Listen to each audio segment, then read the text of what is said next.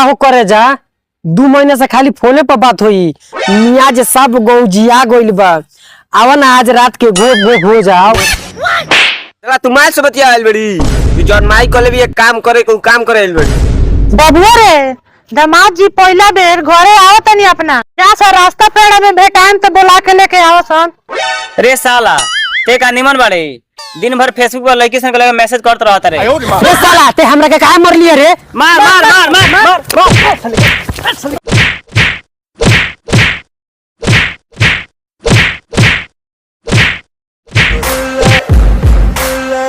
उतर के हे लइकवन से पूछ ली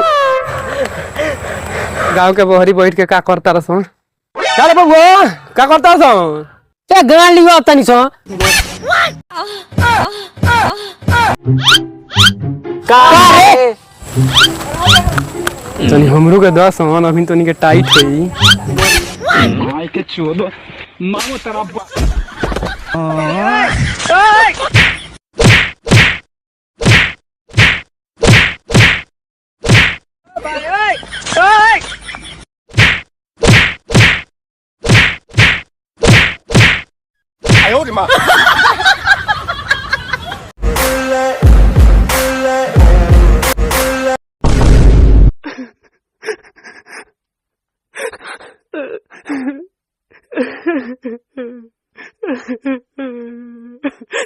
सरवा में बेटा ही मुंह आला हमरा के रुको लोगन सरवा लोगन हम अपना ससुराली अब बेचे तनी हम अपना सार के लइका सन के बुला के लियाओ तनी तनी के घर में बस ना 10 दिन तो कोई लोगन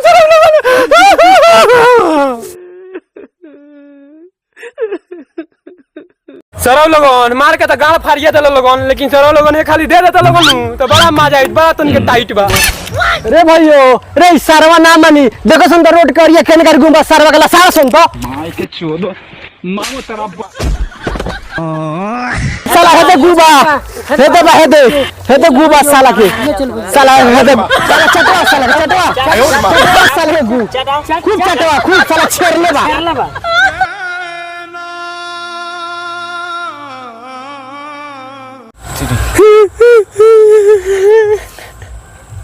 अरे बड़ा मीठ लगा था मुझे तो कोनो टटके होले बा। ए भाइयो चलो यारवा के गर्ज पर चलो सन चल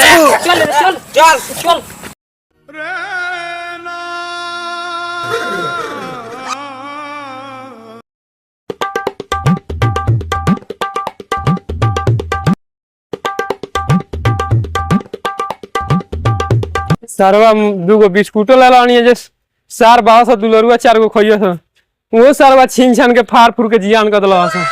रुको है दुकान लोकल बा ना होखेला तो 2 रुपया के निमकिन ले लेता नी। ले साला बड़ी ज्यादा बंसाता रहते हट हट चलो हम तेरा भिखारी बुझाता नहीं मारे में ऐसा लाल की गाले में हक देबो।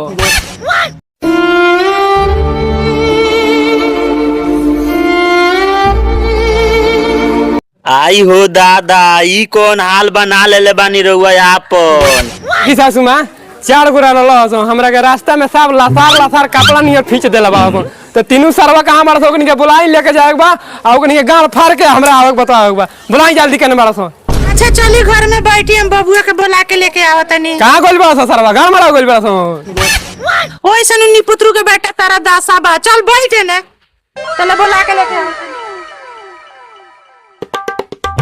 जले देखो तनी एगो पहले छोटे एगो सानी रखियो कुछ भइल भी है कि ना आया। रे कौन है नतिया रे जोर जवान लड़की देख के घर में घुस गइल बाटे। निकल जल्दी घर में से निकल। ए तरा नहीं जीना हम ही है तोहार झोकर हल्का जीजा चला ना खूब चाम बैठो पहले। जीजा जी कहां जाके पे लागो नहीं हो। ए साली जी पहले तो छोट रहलू हो ते हमरा तो जोहड़ के पुड़िया लगाता रहू आई ना चाट के मर जाई। अरे हाय साली जी कितना स्मार्ट लगाता रहू। चली माई आवती है भईवा सौ के लेके चली द्वार पर। रे कोरिया का तनी कहां रहलो से रे तनी के जीजा जी हुका कैल बनी। ए दामाद जी कहां बनी है निकली ना बाहर वा।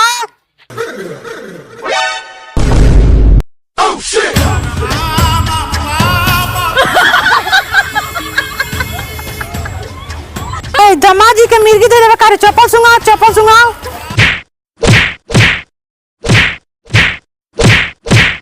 रे कोरिया हम तो दामाद जी के कहनी मिर्गी देले बारे चप्पल सुंगा तनिक मारे काहे लगलो से रे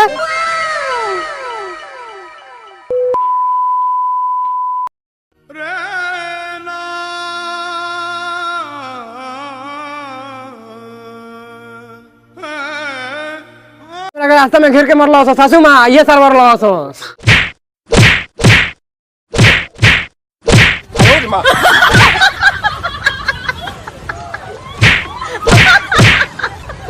दोस्तों ये वीडियो देखने के लिए बहुत बहुत धन्यवाद। तो दोस्तों वीडियो अच्छा लगा हो तो वीडियो को लाइक करें और एक प्यारा सा कमेंट जरूर करें और इस वीडियो को अपने दोस्तों के साथ शेयर करना ना भूलें।